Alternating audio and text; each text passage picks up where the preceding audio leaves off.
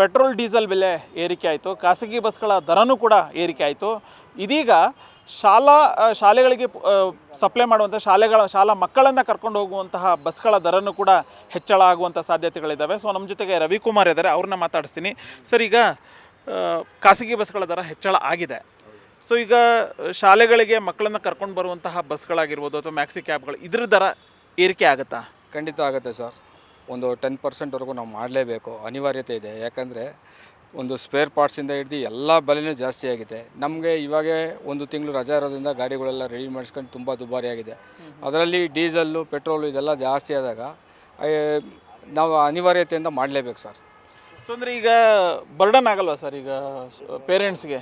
ತುಂಬ ಬರ್ಡನ್ ಆಗಿದೆ ಸರ್. ಯಾಕಂದರೆ ಹೋದ ಸಲಿಗೂ ಈ ಸಲಿಗೂ ಶಾಲೆಗಳಲ್ಲಿ ಶುಲ್ಕ ಅಂತೂ ತುಂಬ ಜಾಸ್ತಿ ಮಾಡಿದ್ದಾರೆ. ನಮಗೂ ಪೇರೆಂಟ್ಸ್ಗಳ ಜೊತೆ ನಾವು ಡೈರೆಕ್ಟಾಗಿ ಲಿಂಕ್ ಇರೋದ್ರಿಂದ ಅದ್ರ ಬಗ್ಗೆ ನಾವು ಮಾತಾಡ್ತಾ ಇರ್ತೀವಿ ಪೇರೆಂಟ್ಸ್ಗಳ ಜೊತೆಗೆ. ನಮಗೂ ಮಾಡಬೇಕಾಗಿರೋದು ಅನಿವಾರ್ಯತೆ ಇಲ್ಲ. ಆದರೆ ಈಗ ನೀವೇ ಹೇಳಿದ್ರಿ, ಒಂದು ಕಡೆ ಶಾಲೆಗಳಲ್ಲಿ ಫೀಸನ್ನು ಹೆಚ್ಚಳ ಮಾಡಿದ್ದಾರೆ, ಅಗತ್ಯ ವಸ್ತುಗಳ ಬೆಲೆ ಎಲ್ಲದೂ ಕೂಡ ಜಾಸ್ತಿ ಆಗಿದೆ. ಸೊ ಇದ್ರ ನಡುವೆ ಶಾಲಾ ಬಸ್ಗಳ ದರನ ಏರಿಕೆ ಮಾಡಿದರೆ ಮಕ್ಕಳನ್ನು ಕಳಿಸುವಂಥ ಪ್ರಮಾಣ ಕಡಿಮೆ ಆಗುತ್ತೆ ಅಂತ ಅನ್ಸಲ್ವಾ ಸರ್? ಸರ್, ಮಕ್ಕಳ ಪ್ರಮಾಣ ಕಮ್ಮಿ ಆಗ್ಬೋದು ಸರ್. ಆದರೆ ಡ್ರೈವಿಂಗ್ ಸುಮ್ಮನೆ ಕೆಲಸ ಮಾಡೋಕ್ಕಾಗಲ್ಲ. ಒಂದು ಹೊರೆ ಅಂತ ಅವ್ರಿಗೂ ಕುಟುಂಬ ಇರುತ್ತೆ. ಒಂದು ಡ್ರೈವರ್ ಒಂದು ಗಾಡಿ ಹಾಕೊಂಡ್ರೆ ಒಂದು ಟ್ಯಾಕ್ಸು, ಇನ್ಸೂರೆನ್ಸು, ಗಾಡಿ ಒಂದು ರಿಪೇರೀಸ್ ಆಗಲಿ, ಪ್ರತಿಯೊಂದು ಇದಿದೆ. ಸರ್ಕಾರ ಇವಾಗ ಒಂದು 3 ರೂಪಾಯಿ ಮಾಡಿದ್ದಾರೆ, ಜೂನಲ್ಲಿ ಮತ್ತೆ ಮಾಡ್ತೀನಿ ಅಂತ ಹೇಳ್ತಾರೆ.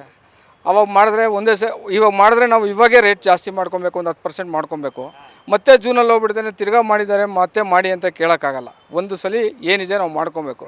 ಆವತ್ತು ಸರ್ಕಾರದವರು 3 ರೂಪಾಯಿ ಜಾಸ್ತಿ ಮಾಡ್ತಾರೋ 6 ರೂಪಾಯಿ ಜಾಸ್ತಿ ಮಾಡ್ತಾರೋ ಜೂನಲ್ಲಿ ಗೊತ್ತಿಲ್ಲ. ಅದೇನೇ ಮಾಡಿದ್ರೆ ಈಗ ಖಾಸಗಿ ಶಾಲಾ ಬಸ್ಗಳ ದರವನ್ನು ಯಾವ ರೀತಿಯಾಗಿ ಫಿಕ್ಸ್ ಮಾಡ್ತೀರಾ ಸರ್? ಅಂದರೆ ಹೆಂಗೆ, ಕಿಲೋಮೀಟ್ರ್ ಲೆಕ್ಕನ ಅಥವಾ ಹೆಂಗೆ? ಸರ್, ಕಿಲೋಮೀಟ್ರ್ ಲೆಕ್ಕ ಮಾಡ್ತೀವಿ. ಕೆಲವೊಂದು ಡಿಸ್ಟೆನ್ಸಲ್ಲಿ ಒಂದು ಅಂದಾಜು ಮೇಲೆ ಹೋಗ್ತೀವಿ.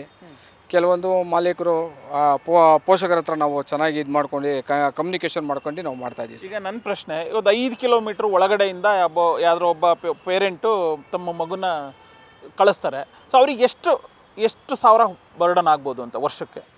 ಸರ್, ಅವ್ರಿಗೆ 1,500 ರೂಪಾಯಿಂದ 2,000 ರೂಪಾಯಿವರೆಗೂ ಫೀಸ್ ಮಾಡ್ತೀವಿ sir, for month.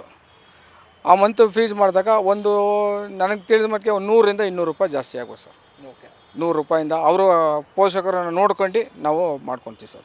Thank you sir. So ಇದಿಷ್ಟು ರವಿಕುಮಾರ್ ಹೇಳ್ತಾ ಇರುವಂತಹ ಮಾತು. ಅಂದರೆ ಈಗ ಶಾಲಾ ಕಾಲೇಜುಗಳಿಗೆ ರಜೆ ಇದೆ. ಸೊ ಈಗ ನಾವು ಒಂದಷ್ಟು ವಾಹನಗಳನ್ನು ರೆಡಿ ಮಾಡಿಸ್ಕೊಂಡಿದ್ದೀವಿ. ಅದಕ್ಕೆ ಒಂದಷ್ಟು ಈಗಾಗಲೇ ಅಗತ್ಯ ವಸ್ತುಗಳ ಬೆಲೆನೂ ಕೂಡ ಏರಿಕೆ ಆಗಿದೆ. ಸೊ ಮುಂಬರುವಂಥ ದಿನಗಳಲ್ಲಿ ಪೆಟ್ರೋಲು ಮತ್ತು ಡೀಸೆಲ್ ದರ ಇನ್ನಷ್ಟು ಹೆಚ್ಚಳ ಆಗುವಂಥ ಸಾಧ್ಯತೆಗಳಿದ್ದಾವೆ.